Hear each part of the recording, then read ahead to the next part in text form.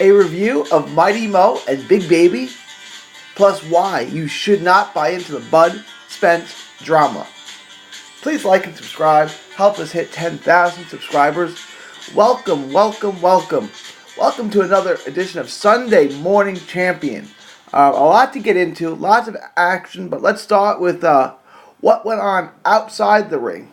Friday night in Oklahoma City at the Chesapeake Energy Arena. Errol Spence, the IBF welterweight champion and WBO champ, Terrence Crawford were both in attendance for the Hooker Salcedo fight. They met up, as Crawford said, he rolled up on him, and they faced off. But look, don't buy the hype. This fight's not happening anytime soon. Not today, not tomorrow, not anytime in the foreseeable future at least. I keep hearing, they faced off, and Bud said this, and Spence said that. Now, I'm a big fan of both of these fighters. These, along with Charlo, are my favorite U.S. fighters right now, period. I would love to see this fight. It's the best fight that can be made in the sport of boxing right now. However, who cares? Who cares that they faced off?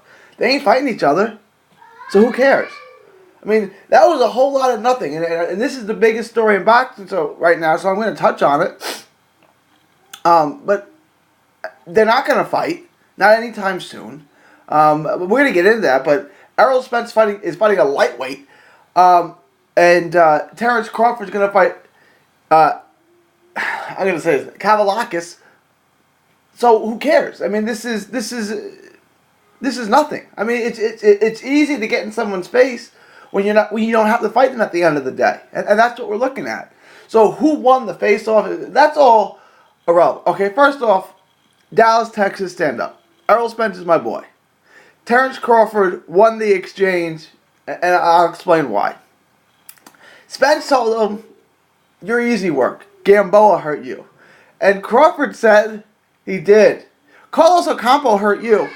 Okay, that's it. Right there. Look, and people don't remember this, but in that first round, Crawford's right. Ocampo hurt Spence with a body shot. He wasn't in dire straits. He wasn't buckled. He wasn't froze. But he landed a nice shot, and you could see on Spence's face that it hurt him. So, Gamboa hurt you. Yeah, he did. Carlos Ocampo hurt you. Okay, Bud wins that exchange. Now, I don't care, right? Because it doesn't matter. Only thing that matters is who wins when they step into the ring. And I don't see that happening. So this is just a bunch of smoke and mirrors, right? I mean, this is just a hype trend that is going nowhere. If they wanted to make this fight, they could have made this fight. And I feel like Deontay Wilder showed us that despite the promotional issues, whatever, if you want to make the fight, it will get made. The fighter is still in charge. And they didn't even negotiate this fight, right?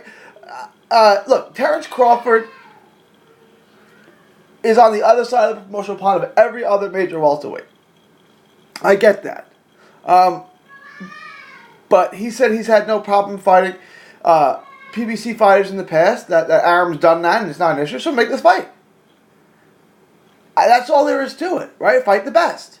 Errol Spence has said, and I'm going to sound anti-Spence, and I'm a huge Spence fan, I'm a huge Spence supporter. Spence said to Bud Crawford last year to go get that belt off of Jeff Horn. And when you do that, then we'll fight. Other than that, you're useless to me. Okay. So Crawford got that belt off of Horn. So now fight him. It's a unification fight. Biggest fight in the division. Best fight in the sport. But then you fight a lightweight. You fight a lightweight, and Terrence Crawford is going to fight Edriquez Kavaliakis. I mean, talk about fights that no one cares about. Look, if Crawford fought one of the other champions, even if he fought Pacquiao, or if he fought Keith Thurman, who's never fighting again, if he fought Runtime, or if he fought Porter, if he fought one of the other champions, it's fine. Like, if you want to unify, you got to beat all the champions. So it doesn't matter what order you do it. But none of the champions are fighting each other. Spence is fighting a lightweight, and Crawford is fighting Edriquez Kavaliakis. I just can't see how anyone cares that the two faced off with each other. It's nothing, right? I mean, look, I can talk trash to Anthony Joshua. I ain't gonna fight him. You know what I'm saying? I can face off with Anthony Joshua. I'm not stepping in the ring with him. And that's where we are with Crawford and Spencer. Who won the face-off? Who won the verbal exchange? Who cares? I mean, this is a nothing story. I mean, I know we all want to see the fight. Like I said, if I could make any fight happen in boxing for 2019, it would be Crawford versus Spence. You know, again, they're a ways off from fighting. Spence is talking about, after fighting lightweights, cleaning up his side of the street. He's waiting for Keith Thurman to come back, and he wants to fight Keith Thurman. He doesn't want to smoke with Crawford. That's obvious. And I don't know if Crawford wants to fight Spence. I have no idea. Seems like, well, why not just fight Kavaliakis for $3 million, $4 million, whatever he's getting? That pushed myself, test myself, maybe lose my hope. And I'm not saying Spence would beat Crawford. I've talked about that before. That's not a prediction. Why risk it when you can make all the money fighting Kavaliakis? Be the best. Be the best. They aren't fighting anyone of note. I mean, this is a problem. I'm not blaming Spence or Crawford, but they're certainly a part of it, right? So Spence, since he beat Brook, in the 2 years following, this is who he's beaten, right? So we're going to count Mikey in March, right? Because it'll be almost 2 full years at that point since he beat Kell Brook. He fought 3 times in that 2-year span. He fought Peterson, Ocampo, and Mikey Garcia. Look, where's Danny? Where's Keith? Where are even guys like Jamal James, Ordonis Ugas, Jesse Vargas, Adrian? Where are even those B-level guys? Because you ain't even fighting them. And I'm going to do the same for Crawford. So Crawford beat Horn. And then he fights 2 absolute nobodies who don't deserve a shot. I mean, you guys... And then you're going to talk trash like you're going to fight each other. No, you're going to fight Mikey Garcia and you're going to fight Givas Kavaliakis. That's who you're going to fight. You're not going to fight each other because you don't want to put your zero on the line. Just call it like it is. And I want to get on to this. I'm sure I'm saying his name wrong. Egidijus Kavaliakis, the Mean Machine. We'll just call him. From now on, we'll call him the Mean Machine. Do not fight him, Terrence Bud Crawford. That is utterly ridiculous. Look, Kavaliakis, the Mean Machine, is a good fighter. He's done nothing to warrant a shot at the best fighter in the world. And make no mistake, Terrence Bud Crawford is pound for pound the #1 fighter in the world. No doubt about it. So ask yourself this. Has Kavaliakis done enough in his career to warrant him getting a shot at the #1 pound for pound fighter in the world? Of course not. Like, if this was Floyd in Floyd's prime and he was fighting the Mean Machine, we'd all be like, what are you doing, Floyd? That is a duck. Like, the only thing Kavaliakis has done to earn a shot at Crawford is be with Top Rank. The same thing with Benavidez, right? Like, this is not a good look, right? Fighting Benavidez and Kavaliakis, I mean, what does that do for you? There are so many good welterweights. You ain't even fighting top 10 guys. I mean, Kavaliakis is maybe a top 15 guy. This is if you fought a guy who wasn't in the top 25.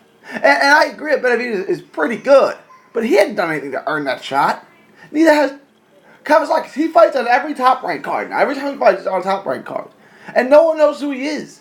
And that doesn't mean anything. It just means that we don't want to see the fight, and we know how it ends. Terrence Crawford kills him. Because Terrence Crawford kills everyone except for Errol Spence. Errol Spence kills everyone except for Terrence Crawford. So just put those 2 in the ring. Look, if you want to unify first, like if Crawford was fighting Porter and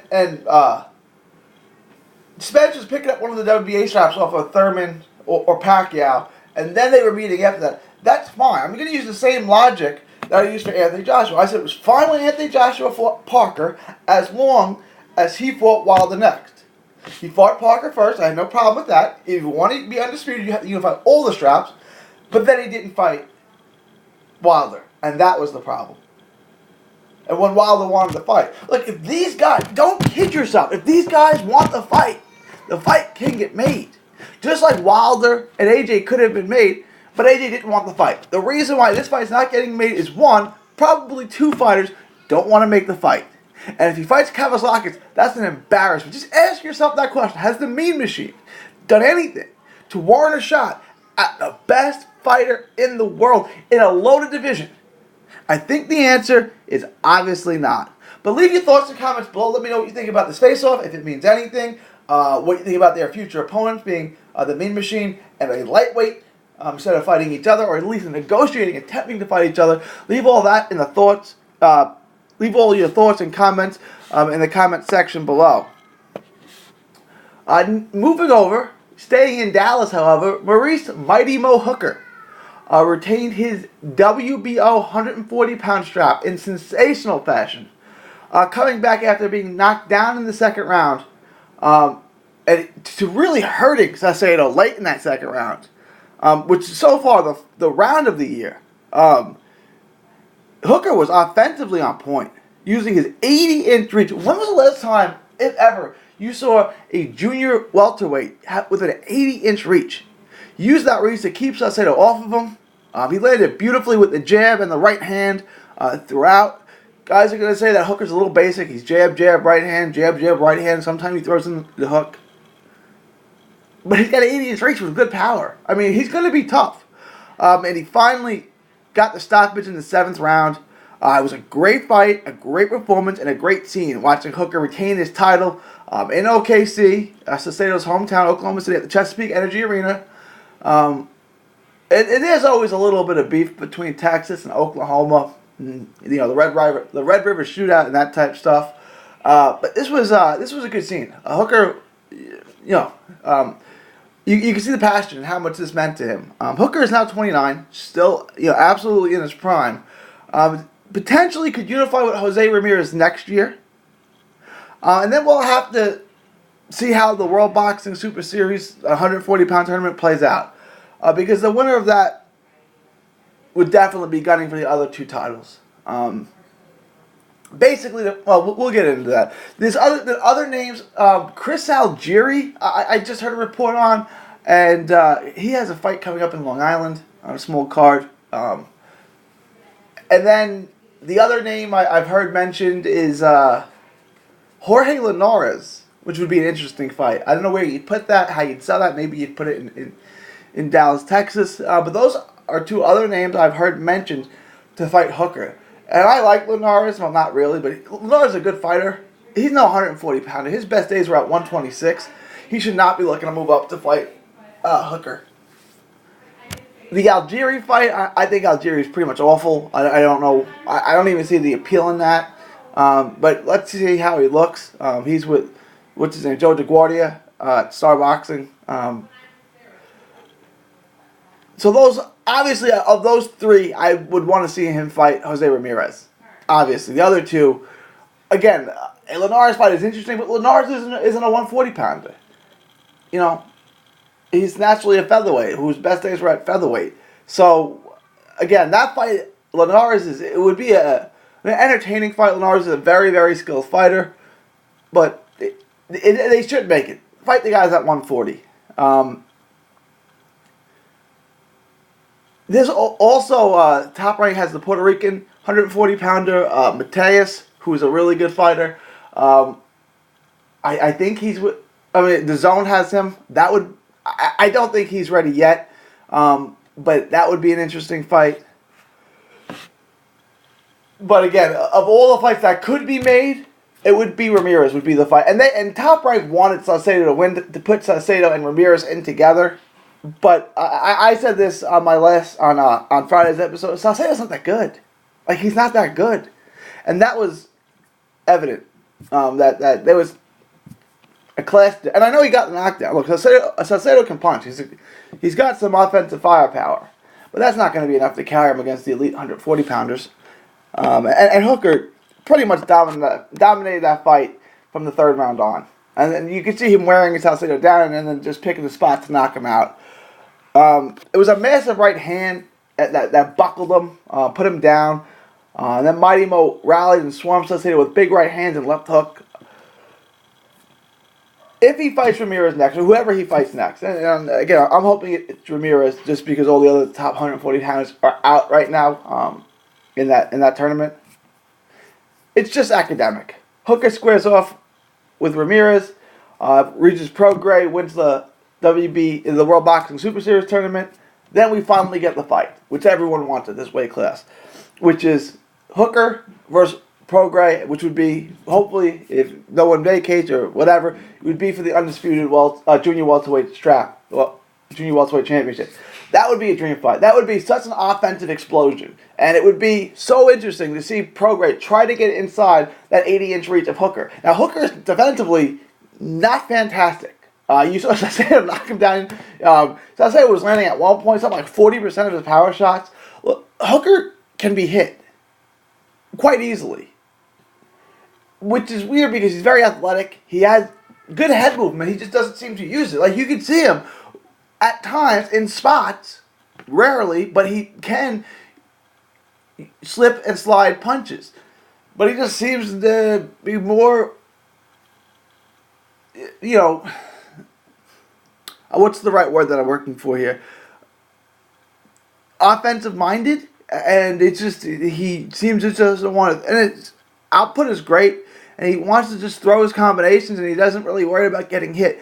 You're going to want to change that if you do fight Regis Prograis, but I think ultimately that's what we're looking at here. At some point, probably 2020, Hooker and Prograis square off as the big mega fight in the division, and then one of them, the winner, would probably go on to 47. But ultimately, I think that's what we're looking at. But leave your thoughts, comments on that below. Let me know what you think on that Oklahoma-Texas showdown between Saseo and Hooker at the Chesapeake Energy Arena. Final topic, Jarrell Big Baby Miller. He's going to be a big problem at heavyweight. Big problem. It's going to be a problem for Wilder. He's going to be a problem for Fury. He's going to be a problem for AJ. He's going to be a problem for Usyk, Fury, whoever. He's an athletic 315-pounder. If he fought Usyk, which I think that they could make, because they're both with Eddie, he's going to outweigh him by 100 pounds roughly. If he fought Wilder, he'd outweigh him by 90 pounds. He is a big, massive heavyweight who wears you down to exhaustion. And he's athletic enough to get on the inside and fire off punches. He's a volume puncher.